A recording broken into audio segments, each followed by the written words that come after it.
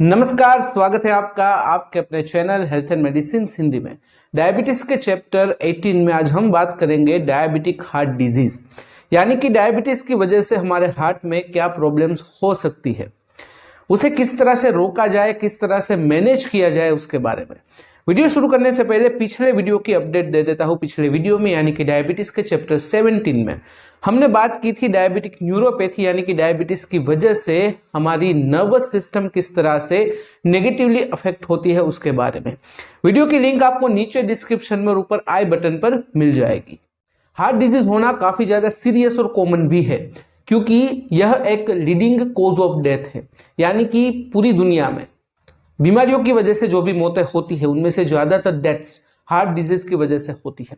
अगर आपको डायबिटीज, अगर आप अपना ब्लड शुगर लेवल कंट्रोल में नहीं रख पाते हैं तो उस व्यक्ति जिसे डायबिटीज नहीं है उसके मुकाबले आप में हार्ट डिजीज होने की संभावना दुगनी हो जाती है। यहाँ पर एक गुड न्यूज यह भी है कि हम डायबिटिक हार्ट डिजीज को होने से रोक सकते हैं, प्रोग्रेशन रोक सकते हैं, खतरा भी टल सकता है, लेकिन उसके लिए हमें कुछ प्रिवेंटिव मेजर्स का ध्यान रखना होगा। उसके लिए हमें कुछ ऐसे स्टेप्स लेने होंगे जिससे हार्ट डिजीज और डायबिटीज होने का खतरा भी कम हो जाए। डायबिटिक हार्ट डिजीज समझने से पहले हार्ट डिजीज क्या है वह समझना जरूरी हो जाता है। सबसे पहले बात करते हैं हार्ट डिजीज क्या है।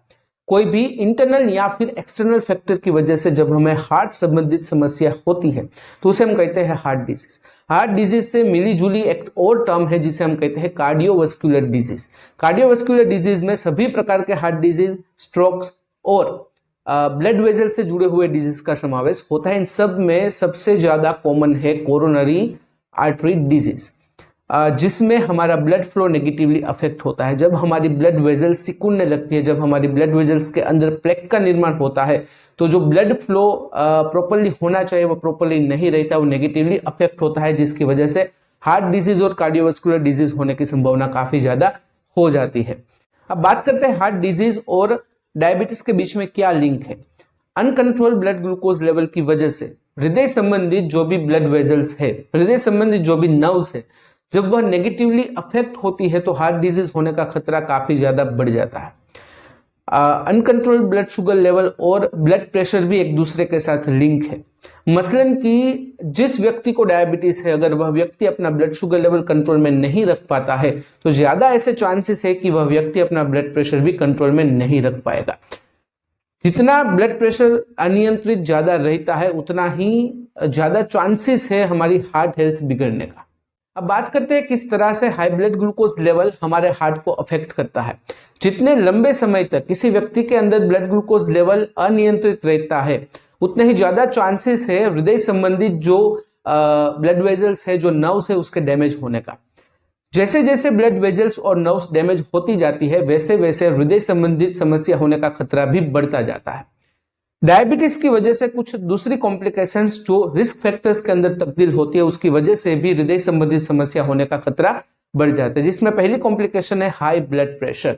अगर किसी व्यक्ति का ब्लड प्रेशर नियंत्रण में नहीं रहता है तो जो ब्लड फ्लो होता है उसमें एक फोर्स क्रिएट होता है, जिसकी वजह से आर्टरीज की दीवारों पर प्रेशर क्रिएट होता है और आर्टरीज की दीवारें है वह कमजोर होती जाती है और हार्ट संबंधित समस्या होने का खतरा बढ़ता जाता है। दूसरा है टू मच एलडीएल, यानी कि बहुत ही ज्यादा मात्रा में एलडीएल यानी कि लो डेंसिटी लिपोप्रोटीन, जिसे हम खराब कोलेस्ट्रॉल, बैड कोलेस्ट्रॉल भी कहते हैं। अगर किसी व्यक्ति के अंदर एलडीएल का प्रमाण ज्यादा हो जाता है तो आर्टरीज के बीच में जो ब्लड वेजल्स है उसके बीच में प्लेक जमा हो जाता है, जिसकी वजह से एक प्रेशर क्रिएट होता है, जिसकी वजह से आर्टरीज की दीवारें कमजोर होती है और हृदय संबंधित समस्या होने का खतरा काफी ज्यादा बढ़ जाता है। तीसरा है हाई ट्राइग्लिसराइड लेवल।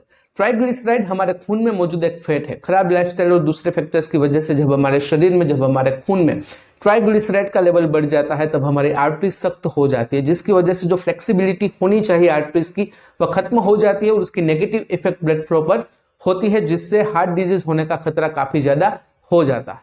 अब बात करते हैं ऐसे रिस्क फैक्टर्स के बारे में जिसकी वजह से डायबिटिक लोगों में हार्ट डिजीज होने की संभावना और ज्यादा बढ़ जाती है। अगर किसी व्यक्ति को डायबिटीज है, अगर वह व्यक्ति अपना ब्लड ग्लूकोज लेवल कंट्रोल में भी रखता है, लेकिन कुछ ऐसी आदतें, कुछ ऐसे रिस्क फैक्टर्स है जिसकी वजह से अगर आप अपना ब्लड शुगर लेवल कंट्रोल में भी रखते हो फिर भी हार्ट डिजीज होने की संभावना काफी ज्यादा बढ़ जाती है। तो यह रिस्क फैक्टर्स कुछ इस प्रकार है: स्मोकिंग, ओबेसिटी, एक्सरसाइज ना करना, ज्यादा कोलेस्ट्रॉल वाला खाना खाना, ज्यादा शुगरी खाना खाना, ज्यादा मात्रा में अल्कोहल का सेवन करना, हर वक्त स्ट्रेस में रहना, नींद पूरी ना करना, ज्यादा नमक वाला खाना खाना, ज्यादा तला हुआ खाना खाना इत्यादि।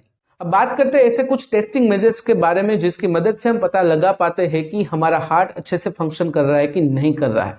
सबसे पहला टेस्ट है ईसीजी यानी कि इलेक्ट्रोकार्डियोग्राम। इलेक्ट्रोकार्डियोग्राम की मदद से हम हमारे हार्ट में होने वाली इलेक्ट्रिकल एक्टिविटी को मेजर कर सकते हैं। जब इलेक्ट्रिकल इंपल्सिस हमारे हार्ट के थ्रू ट्रैवल करता है तब एक हार्ट बीट क्रिएट होता है, एक रिदम क्रिएट होती है। अगर किसी व्यक्ति का ईसीजी नॉर्मल है तो हम यह कह पाते हैं कि जो इलेक्ट्रिकल एक्टिविटी हमारे हार्ट में हो रही है वो नॉर्मल है, जो इलेक्ट्रिकल इंपल्सिस जनरेट हो रहे हैं वो भी नॉर्मल है, जिसकी मदद से हम कह सकते हैं कि हार्ट बीट और रिदम भी नॉर्मल है। दूसरा टेस्ट है इकोकार्डियोग्राम। इकोकार्डियोग्राम की मदद से हम हमारा हार्ट अच्छे से पंपिंग कर रहा है कि नहीं कर रहा है वो पता लगा पाते हैं, और साथ ही साथ हमारे हार्ट मसल्स कितने नॉर्मल है उसका भी पता चलता है।